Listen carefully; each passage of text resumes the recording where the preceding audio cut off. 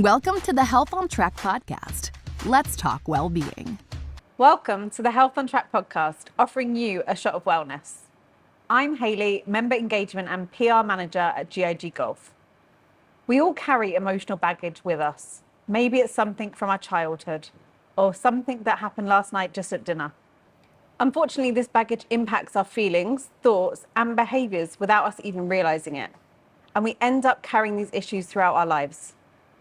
Now, we aren't miracle workers. However, we have an expert with us today who is going to try and help you understand and let go of some of the baggage that's been holding you down, and a nice way to wrap up the end of the year. I'm here today with Dr. Lavina Ahuja, a psychologist at German Neuroscience Center in Dubai, who will help us jump into the topic of letting go. Welcome to our podcast, Dr. Lavina. Thank you. So, letting it go. Every time I say that, I think of the film Frozen, Let It Go. I just want to sing it. Everyone, every single person, yeah. So what does it mean, letting it go? That's a good one. So for me, I especially talk about letting it go when I talk about somebody kind of having to forgive something.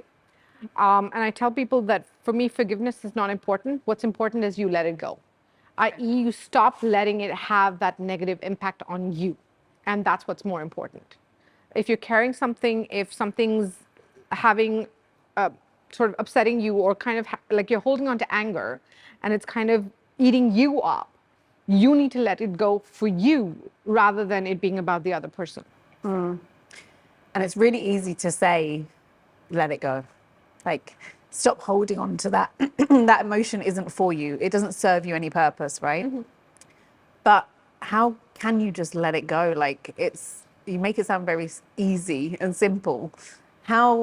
What's that process like, letting it go? So the first step actually is to become aware of it. What are you holding on to that's not about the here and now? That is, I'm not reacting to what's happening right now. I'm reacting to maybe a little bit about what's happening right now, but more so what's kind of being brought from the past. What a past issue that has kind of been triggered by whatever's happening right now. And I'm reacting more so to that rather than what's happening in front of me. So first step is to become aware of it. As soon as you start becoming aware of the fact that, no, this is not just me kind of reacting to this. If this was the solitary incident that happened, would my reaction be the same? That would be the way that I would kind of start that process of, okay, are you aware of what are you carrying with you? What is having that impact on you? Then it's almost like slowly kind of starting to process it. Like, what is the anger serving? What's the guilt? What's the regret? What are the narratives in your head around the incident that occurred from the past? And what is it saying to you? What are the narratives? How are they serving you right now? Have you processed them? Have you not processed them? How can you process them? All of them have got to be part of that process of letting go. So it's not just a singular conversation. It's got to be a process in some ways. So, yeah. I guess, do most of us carry emotional baggage? Is it something that, because if you look into context, the example I had in my head is, I've had many examples with friends when I've had conversations, they've had a huge argument about their husband not putting the socks in the laundry basket. Now, is that kind of an example of where things have been brewing from a past situation, or? Well, for me, that's not just past situation. That's more so a couple of different things are happening in that example. One, do we all have this? We absolutely all have this to some form or the other. I feel like processing stuff as and when it's occurred to you is not entirely possible. Because more often than not, we don't take the time and space and energy to kind of do that. Because we're in it and we can't see it. Or even when you're out of it, you kind of are like, okay, it's done with, and now let's just kind of move forward. So one is that everyone kind of does carry some stuff. Second of all, I'll also say this, sometimes the impact changes as we grow. So what has had an impact on you, as an example, what has had an impact on you when you kind of were a child will impact you differently when you are a bit more of an adult and a grown up and you look back on it. It'll have a completely different impact on you when you become a parent, for the first time.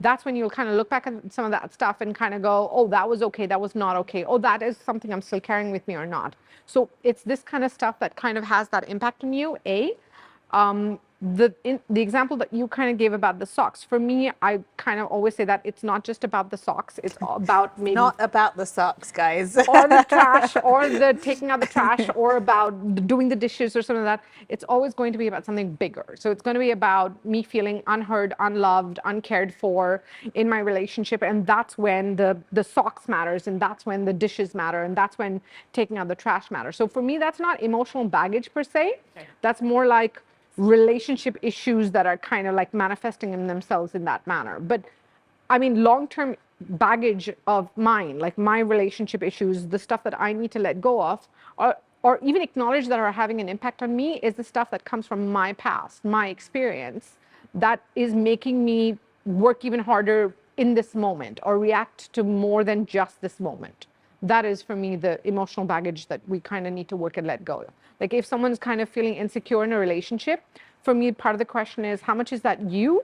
How much of that is, let's say, your past that you're kind of bringing in? A bad relationship whereby you were told off or you were put down. How much of that are you hearing whenever your partner is kind of trying to give you some feedback, which might not necessarily be critical, but you might be hearing it as very critical because of your past instances, as an example. Yeah. So that.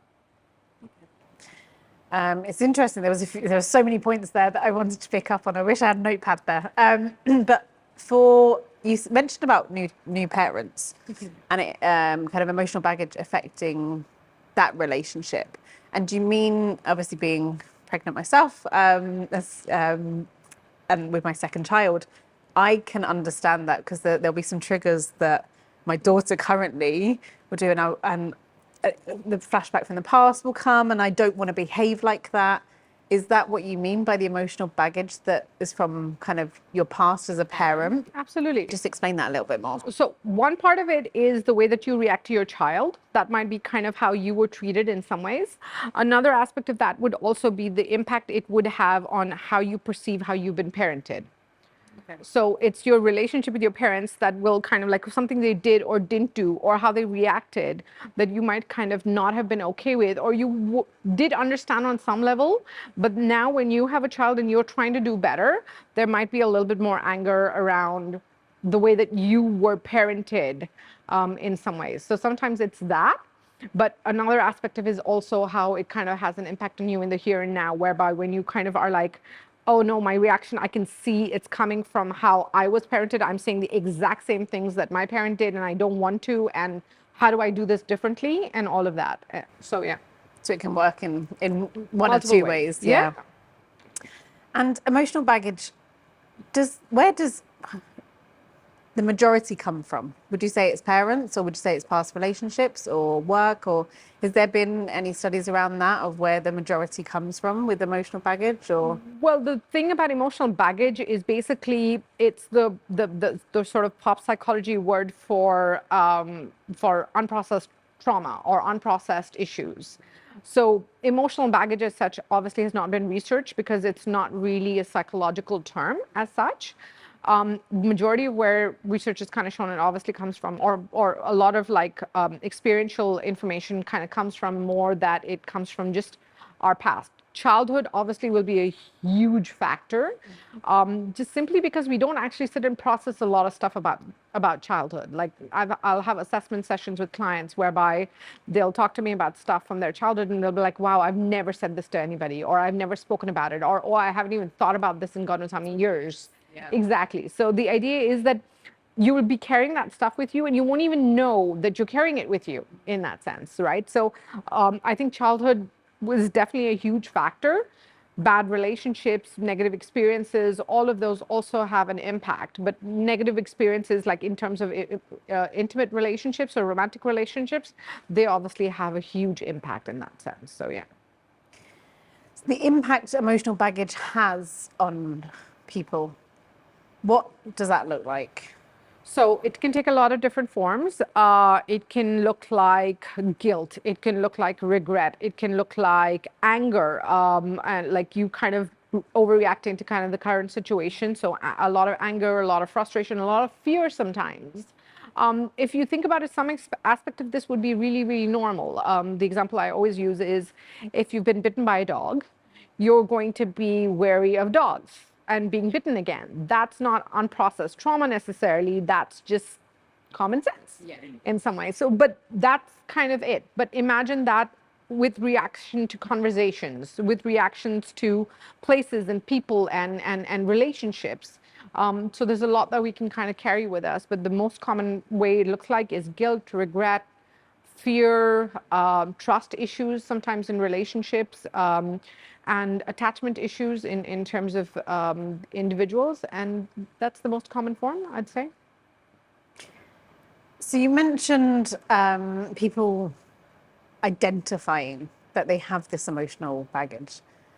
That seems quite hard to do, because maybe you'll just think, I'm a reactive person. This is me. This is my personality.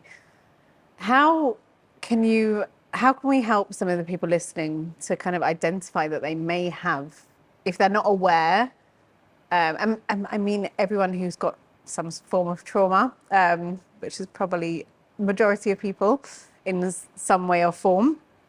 But how can they identify that as the emotional baggage and that I need to seek help to actually change this in my life and it's not just me? So the biggest reaction I'd kind of have to what you said right now is it's not about how you are, it's about how you want to be. Okay. So you can absolutely, there can be somebody out there who kind of has a lot of baggage, a lot of stuff that they kind of haven't processed, but they don't want to. They're not ready to. They don't want to. They're happy to let it. They're happy to, and it'll have an impact on everyone around them, but they're not going to process it. They don't want to. They're not ready and all of that. So for me, it's not about how you are, it's more about how you want to be. When you're unhappy with your current situation, then it could be that I am this way, and I can understand that I am this way because of this happening to me. But for me, it's okay, this happened to you, but is this how you want to be right now? And if you don't want to be this person, that's when we work at letting it go. So when it kind of starts having an impact on you and interfering with how you want to be, that for me, and you don't know how to change it. Like you've tried to change it and you've worked at it and you don't know how to change it and you don't know how to let go. And when you can see recurring patterns and you feel stuck in them, that's usually when people kind of enter therapy. That's the biggest thing people have kind of come into therapy for, because they're like, I've seen this pattern happen in my relationships, or this has happened to me so many times, and the only common factor is me. So I guess I'm doing this somehow. And then we'll be in session and we'll kind of talk about it. So yeah. And try to understand where it's coming from. Yeah. And more like also, where's it coming from? What's having an impact on you? What are you carrying? What's that narrative that you're carrying with you? Is it yours? Yeah. How much of it is yours? Whose voice is it? Is a lovely question I love asking my clients. That whose voice is that you're carrying with you? Is it yours? Because a lot of times we react to things from our past without even being aware that it's not actually our voice that's kind of saying it. So yeah. It's the person who said it, who's given you that trauma. Absolutely that. Yeah. I loved what you were saying about kind of, you have to be willing to recognize I want to change, because absolutely, you're right. People can be very angry in life and maybe that's how they want to live, but you can't help someone who doesn't want to be helped. I think that was what I was having in my head when you were saying that, is that unless someone's willing to change and go and seek that help and unpack that trauma, because it's traumatic unpacking trauma, not only going through what you went through to unpack that. It's being vulnerable. And I think in therapy, there's a bit of a saying that very often you'll have people who come to therapy because there'll be people in their lives who actually need the therapy, who refuse to go to therapy. So it's that. So they've been impacted by that person. Exactly that. That brings me on to my next question, which was, can emotional baggage be passed down? Absolutely, of course, because the idea is if I'm reacting to something in my past, the person sat opposite me, especially if it's a child, is not going to understand that I'm reacting this way not because of you, I'm reacting this way, or because of something you've done. The idea is that that person, that child in particular, will learn that A, this is how you're supposed to react to something. B, they will learn that this is normal, or oh, I must have done this, I must have caused this, that this reaction is normal, because as a kid we do think everything that's done to us as part of our experience is normal. How do we know any different, right? So Because we've been taught that, right? And from what age do you feel that you can be passed on emotional baggage? oh, that starts. So a lot of psychological theory looks at the fact that a lot of this stuff starts actually pre-verbal. We don't access our memories much younger than like the average age that I would kind of say, because I love asking clients about their childhood memories. The youngest I've ever gotten someone to kind of remember something is about 15 months. And that's like brief snippets that they'll kind of remember. But memories kind of start more solidly at around 5 or 6 or something like that. Is that from a different part of the brain that you kind of have to tap into to get? That's what research kind of suggests. Research suggests that those are pre-verbal memories sometimes. That's why we can't fully access them, because our perspective is so different right now that we literally can't access those memories more often than not. But they've been distorted in your head as well. They're still there. Yeah. Like in some ways, they're still there. They haven't been processed. They haven't been filtered, because that part of our brain to filter and process our memories hasn't been developed. But they're still there. They'll still form part of our core memories in some ways, right? So yeah. And in terms, I hear a lot of psychologists and a lot of therapists mention about kind of ancestry. So grandparents pass their emotional baggage down to The kids. the mum, and then it's. I was watching something on Instagram the other day, and it was about cups, and they were kind of transferring all the cups to then one was overflowing, which was yours. Because by the time it's got to you, you're now, you're kind of, you can't, there's no more you can take. So is that correct, that it can be passed from kind of absolutely grandparents but down? For me around here, it's also situational. Like sometimes when I'm sitting with clients, we do talk about what was the mindset like you know, a couple of generations ago in a lot of different cultures, it was the norm to have like, I don't know, like 7 kids. You have 7 kids. By the time you're having the 7th kid, it's basically your first child that's kind of raising the 7th kid in some ways, right? Yeah. Like it's kind of, they have a lot of there was parenting that was done in a manner that was very sort of functional and very, very purpose driven in some ways.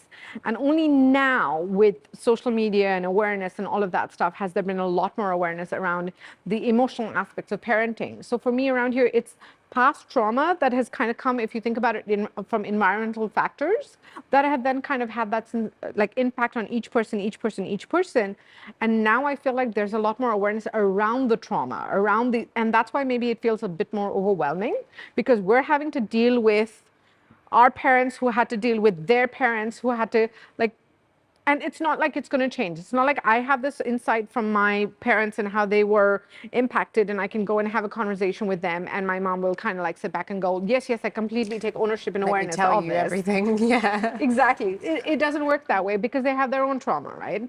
And they, more often than not, usually aren't going to deal with it unless and until it's dysfunctional and has a very dysfunctional impact on them. So exactly that. So I feel like that cup is overflowing now because we actually have a lot more awareness, and because we're actually genuinely dealing with it, which is good, but it's also a lot of work. Yeah, So, yeah. I can imagine for you, a psychologist, to, and I think you're absolutely right. When I speak to my grandparents and my parents, they went through a lot, but they don't want to speak about it, and it's okay. That's okay. That's down to them. However, kind of our generation and the younger generation are actually absolutely waking up, and they're kind of going, no, I don't want to be this way. I want to understand why this has affected me and how this has affected me and how I can change. Absolutely that. And for me, there's great empowerment in that. There's great empowerment in you dealing with your baggage, because you kind of are like, this is how I am based on, I'm the product of my environment, right? But this is not how I want to be. So how do I want to be? Beginning to even ask that question is you going, I'm not just the sum total of all my parts, which is wonderful, I think, which is so empowering, because it's almost like I get to shape me. I don't, yeah, I get to choose and shape me. I'm not just going to be shaped by my environment in that sense. So, which Because is they good. were unhappy, I now need to be unhappy, and Exactly. that's just life, for instance. Absolutely. Yeah. Yeah.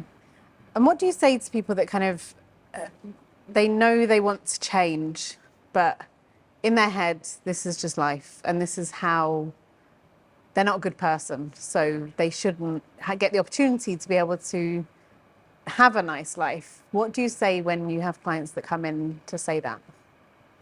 Well, If you have clients that come in to say that, sorry. absolutely. I mean, because again, it's very unfortunate when you kind of see somebody who's kind of that beaten down.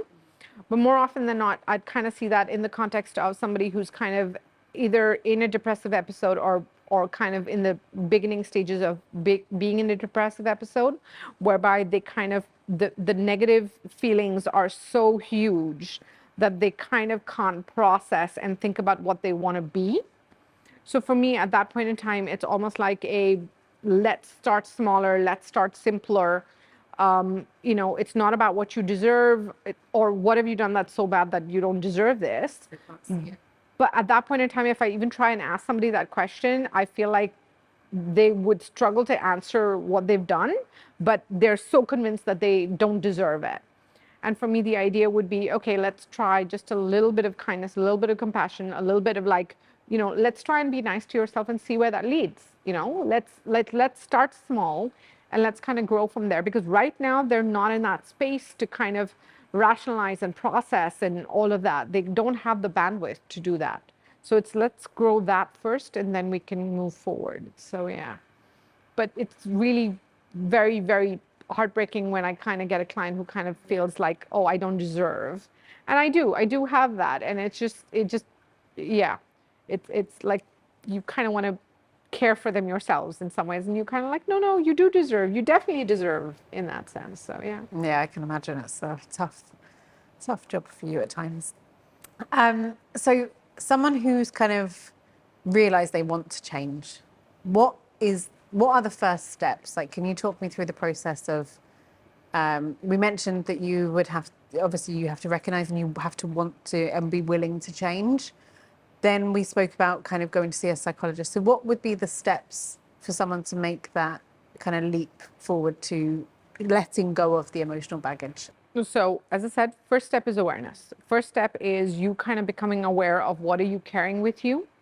Once you become aware of what you're carrying with you, what's having an impact on you, the idea is to kind of sit back and, like, for example, if I've had an incident whereby I've had an argument and I can recognize, once I'm no longer triggered, I can sit back and I can kind of recognize, no, hang on a second, I think parts of me were reacting to this argument. And I might not want to confess that to the person I was having the argument with, but parts of me can recognize that I was having this argument because I was triggered, because it's not about what this person said, but it's about the 3 times ago they said this, and that's what triggered me actually today. And today they might not have said it, but they've said it in the past, and that's what's having that impact on me right now. Part of it is just sitting down and kind of going, okay, is this still true though? Like, do they still think that way? Like, I'm reacting to them as if they're still that person. Have they put in the effort to change, as an example? Or am I even reacting to the same person? If that was a different person and this is a different person sat opposite me, then has this person given me any evidence to kind of suggest this? If they haven't, part of it is rationalizing and processing that emotion when they kind of are not triggered. So for me, part of it is got to be problem solving for the future, that you kind of have to go, okay, this is me recognizing this came from the past. This narrative is part of the past. What is my current narrative that now in the relationship? And reminding myself of that narrative is how I would kind of process that. Because in the moment, you won't be able to do it. The first time in particular, you definitely won't be able to do it. Second time, third time, fourth time, you're going to catch yourself quicker and quicker and quicker until you get to the point whereby you can catch yourself a little bit more in the moment. That, oh no, wait, hang on a second, I'm really triggered and I'm not reacting to you anymore. I'm just really triggered right now, so I need my space. And it might look like that. That's what it might look like when you process it. And that for me is progress, because then from that point, you've now come down to zero, recognizing you've been triggered. Now you can kind of start actually going, okay, no, this is what's happening in the here and now, and I'm going to react to this a lot more because I'm no longer triggered in that sense from my past. And that for me is how the process of letting go in one example would look like in that sense. So yeah. Amazing. Thank you. And for someone, so we spoke about the person dealing with the emotional baggage and kind of being able to recognize that. What are your thoughts on, and do you ever have clients kind of come together, kind of parent-child, or husband-wife, or friends, or siblings? Do you ever have two people come in together to discuss one person's emotional baggage that's being projected onto the other person, or not even just projected, having to deal with that or live with that constantly? What's your advice to that, and kind of how do you help people go through that or manage that? So two elements. One element would be the workload of the person who's been triggered, from whom it is the past baggage that's kind of been triggered. And the other part is the person who recognizes that this isn't about me. So for me, when it's if my partner is reacting to something and I can recognize it isn't about me, giving understanding towards that is really, really wonderful, whereby you can kind of go like, okay, yeah, you know what? I know this isn't about me. But another aspect of this is, okay, I know this isn't about me, but at the same time, if you're going to talk to me in an angry tone, I still won't take it. And, you know, I think we should continue this conversation when you're no longer triggered. So understanding is really important, because then later on, when that person is calm, when that person is cool, you can go back to that person and kind of have that conversation and say, hey, you were really triggered. I don't know if that was necessarily to what I said. What do you think? This is where I think it might be coming from. If you know about the past, if you know about something that's happened, if they've been in a bad relationship, I wonder if this is coming from that, or what do you need me to do about it? How can I support you? Is a good way to kind of go, this isn't about me, this is about you and the work that you need to do. And I kind of have a rough 80-20 rule. So if it's your issue, 80% of the work has to be yours on processing it and dealing with it and not kind of offloading it. But 20% of the work can be mine to kind of help you in the moment, to not react and not add fuel to fire, to be understanding, and to kind of just maybe, if you're too triggered to kind of call time out, I'll call time out instead. So that's the way that I would kind of call it in some ways. Like, that's the way I would distribute the work in that sense. When someone is taking ownership. For me, the key though is part and parcel of taking ownership of the fact that this is my baggage. This is my stuff, and I can recognize this is my stuff that's kind of playing a role over here. So yeah. And what I picked up from there was communication is going to be key here. Absolutely. So you're going to have to say, look, I have this. This is from my past. This isn't anything, a reflection on you, but stuff's going to come up. Yeah. And I'm going to need your support. These are my trigger points. Yeah. Yeah. This may happen if X, Y, and Z happens. So this is how I would like you to move, if you're comfortable with doing that. If not, we can come up with exactly that. something that works for both of us. These are my triggers. When you kind of step on them, if like, it's almost like, for me, as you said, communication is key, because it's almost like, these are the things that I'm triggered by. Here's a list of things that I'm triggered by, because what I kind of tell my clients is that, especially with the couples, is knowing what triggers the other person off, and then kind of going, okay, I'm not going to trigger you off. I don't want to trigger you off. And then going, not doing it, or trying to navigate your way around it. But having an open conversation when they're not triggered is the only way you can do that, right? Because you can't do it when they're fueled. Exactly. When you get triggered by me kind of asking you to put the socks in the hamper. And the idea is, why should I do that? What would you want me to do with the socks? Like every and then single it turns time, into a huge argument. Exactly right? that. So for me, part of the conversation is, okay, we're calm right now. So you tell me, how can I talk to you about the socks without me sounding overly critical? Without it kind of coming across. Like, you can recognize that sometimes I don't have the intention to criticize, but you hear me as critical. So you tell me, how do I do this better? Like, I'm telling you what my intention is. You tell me, how can I do this better? And that communication really, really helps. So yeah. Nice. So this episode, we're talking about letting go. It's also covered a number of different things like communication, but if someone came to you for help and you kind of let them recognize, and help them kind of let go of what they were holding on to, how can they not pick up new ones? Because life is a journey, right? So it's gonna keep happening. Yeah. For me, it's just keeping that awareness going. Awareness is not a one-time thing. You have to kind of keep it going. You have to kind of keep the conversation going in yourself. What am I carrying with me? What's having that impact on me? When something big has occurred for me, am I able to kind of sit down and have a conversation with myself? Journaling, as an example, as a tool, is wonderful, whereby you kind of just sit down and kind of do a brain dump of whatever's going on for you. Because when you're triggered off, you might not be able to process it, but sitting and taking the time after an event, recognizing you've been triggered, recognizing this might kind of leave an impact on you, sitting down after to kind of process it. If it's a couple work, then sitting down and trying to kind of repair from it. That for me is part and parcel of the work. Like if you kind of carry that work forward. Once you're aware and can understand the impact of Yeah. being aware and how to move on. So that awareness has to be in the here and now. It can't just be, oh, that had an impact on me. It's, oh, this Now is I'm going to have to having deal an with impact. it. This is having an impact on Yeah. me, or oh my God, this just occurred and that's going to have an impact on me in that sense. And I'm going to need to create some time. Like right now I'm in crisis mode, but later on I'm going to have to create some time after this entire event to kind of sit down and put my thoughts down on paper and kind of just process whatever happened. That, or talk to a friend about it, or like it doesn't have to be journaling. It can just be processing it in your own way, which can be a conversation with a friend, a partner, or someone who can kind of help you hear yourself in some ways. Non-judgmental. Yeah. Yeah. That was one thing I was going to ask you is what do your clients think about journaling? Because I always hear many psychologists and therapists say journaling.